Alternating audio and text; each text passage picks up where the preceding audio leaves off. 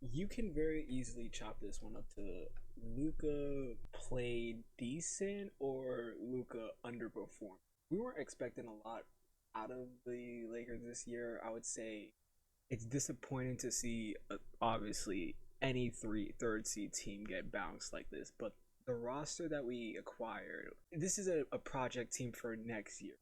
Right when we got Luca from the trade deadline, it wasn't like we were, jumping at the fact that hey, we got rid of AD because we already knew the defensive side of the ball we were going to be lacking. What kind of took us by surprise was offensive side for us carried our team to that third spot, which I'm not gonna lie, people shouldn't be mad about the Lakers getting bounced because yes, we are the third seed, but we share the same record with the fourth seed and the fifth seed. So technically, we're not a true third seed.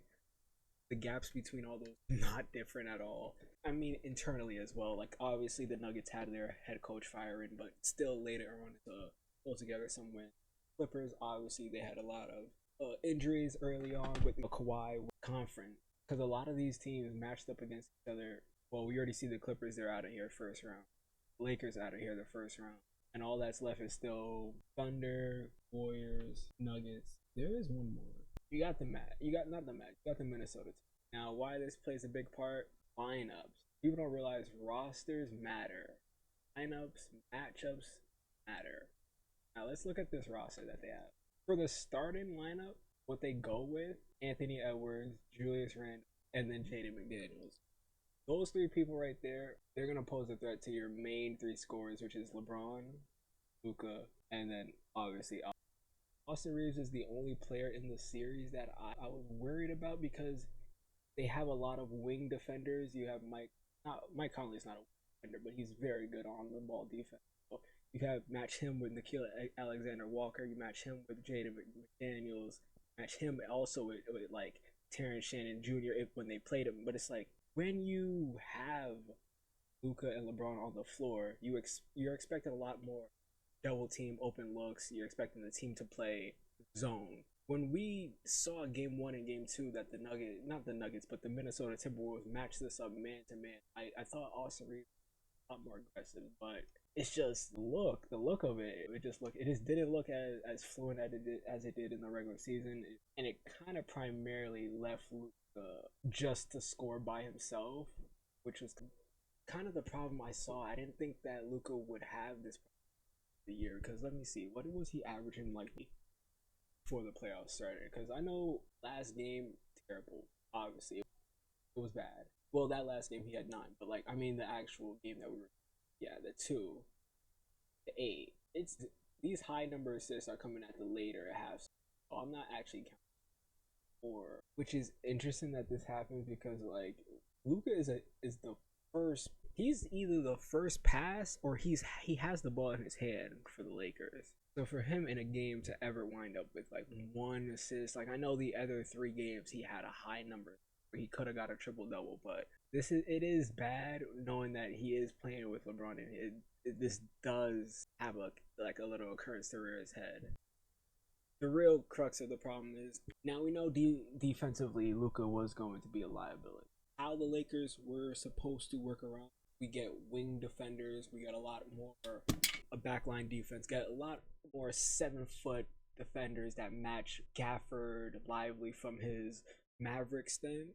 But the trade deadline, we didn't get Mark Williams, so I can't really blame the Lakers as much being able to switch up their lineups. But we have Alex Lennon and Jackson Hayes. Those are not complimentary bigs for Luka. Somebody that can actually play defense, help him on that side, and actually be a lob threat for him. Be somebody that's good in a pick and roll situation.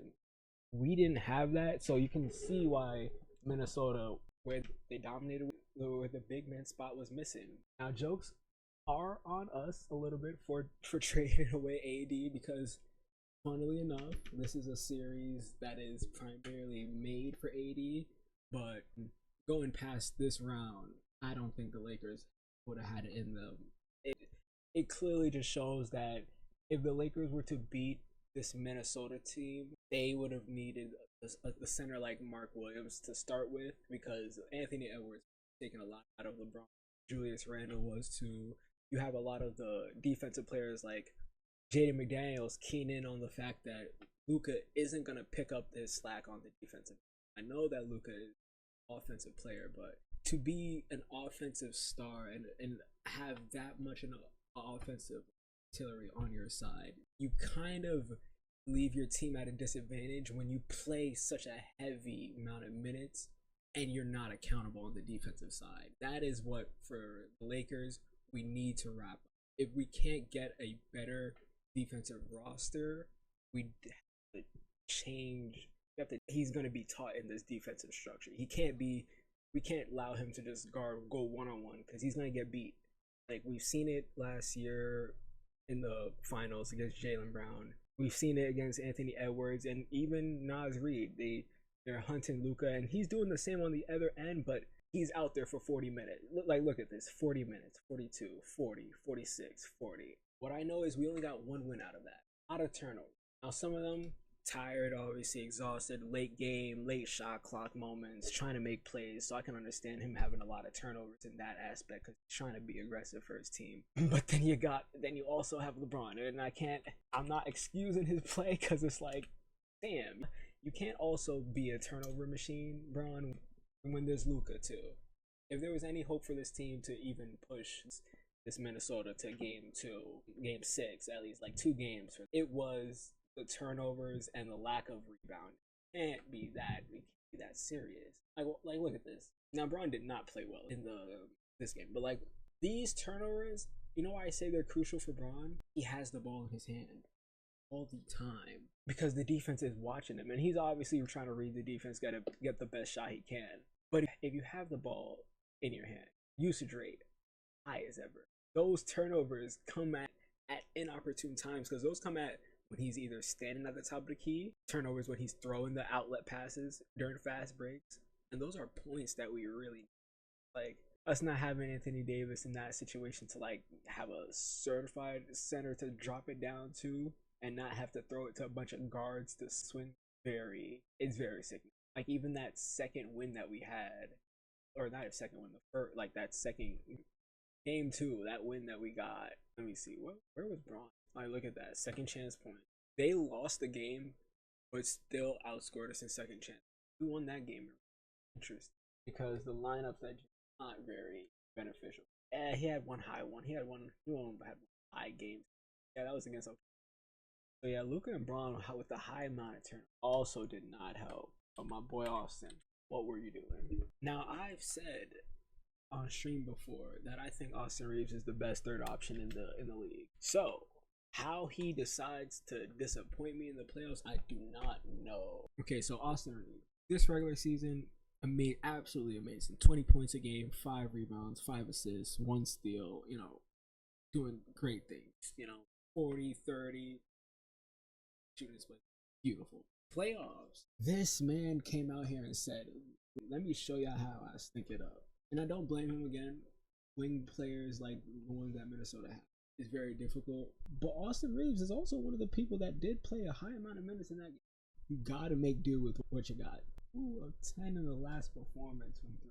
That was just diabolical. He averaged 16, 5, and 3 in the playoffs. It was only bad because he was really holding on to the ball in moments where one was trying to get the pick and roll game with him and Luka. It kind of looked like it was like staggered a little bit. Like he wasn't hesitant, but like he just didn't want to take those type of shots, those bad type of shots. Now I don't know if he just didn't want to, get them 2 down in a hole. He felt like with taking like a bad 3, but you got to be more aggressive if you're out. That's the only way that this team can survive is Austin Reeves, LeBron, and Luka being aggressive with their approach, finding their other guys like Rui, Vando, Dorian Finney, Gabe. You got to find these guys because you got to be aggressive. They're just going to sit in the corner otherwise. When you have Austin Reeves scoring 16, you can tell he's not being, because he got a lot of fouls too. He can get to the line. He's a great free throw shooter. I'm not saying he's like Kyrie, but he has he's not a limited player. That's one thing. So to see this happen, you can definitely say Minnesota defensively Coach Finch, he definitely stepped up in this one because we were expecting a different outcome. The fan base was expecting a different outcome, not the 4-1. But there are reasons. This ain't really shocking. But for the record, I understand why they're saying that. But if you saw the silver line, you see the silver line in this, we still got Luka out of it. That's all that matters.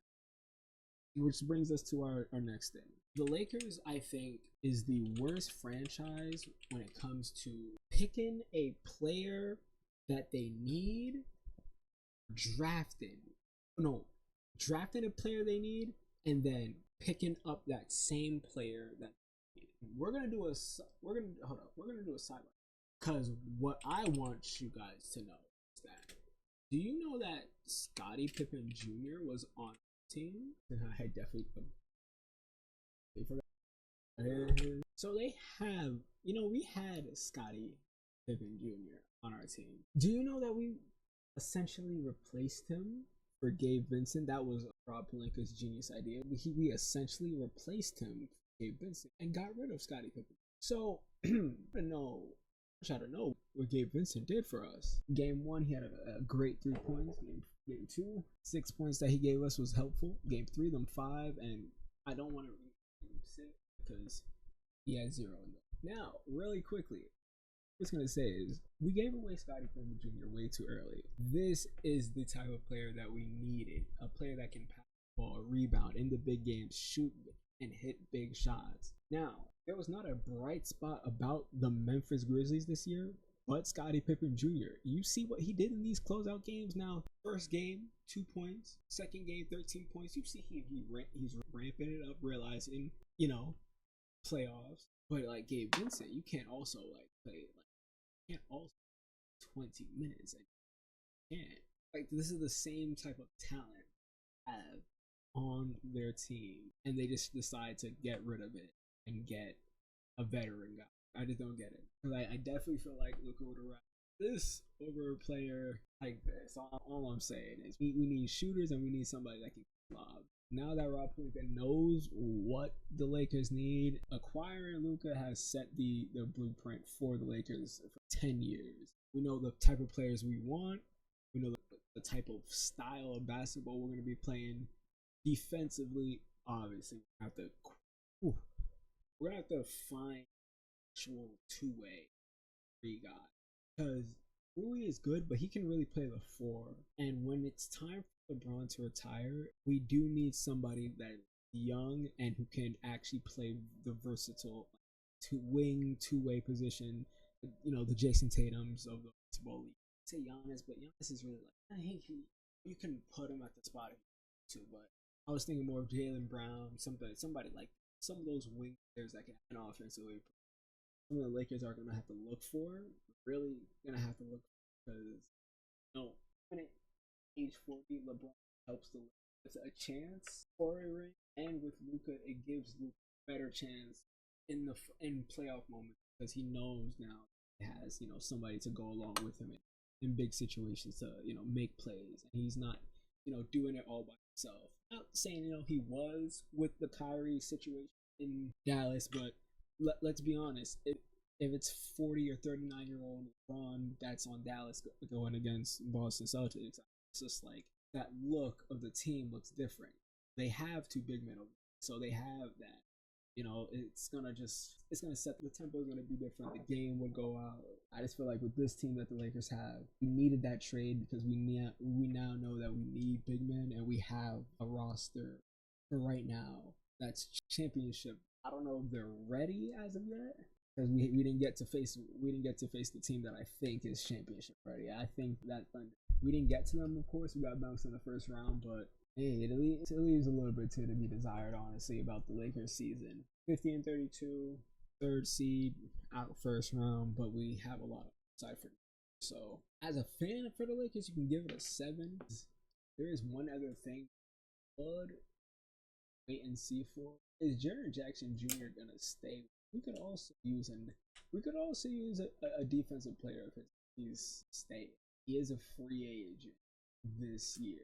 Yeah, the Lakers don't really have much to worry about. We got it right. I think it's 26 champion. I don't see LeBron retiring. I don't see a wasted year. I see next year being a great year for them. It's set up. The team got pieces, and a lot of teams need to give up some star talent, old aging star talent. With the Western Conference so dominant, or could be less dominant, changing of like maybe Giannis coming to one of these teams, or maybe Booker going away, Kevin Durant. Crazy enough, I'd say like it's not possible. It's not impossible. I don't think currently it's the Bay Area, but hey, anything can happen now. Ever since they traded Luka, but we got this Western Conference. We got this Western Conference buzzing recently.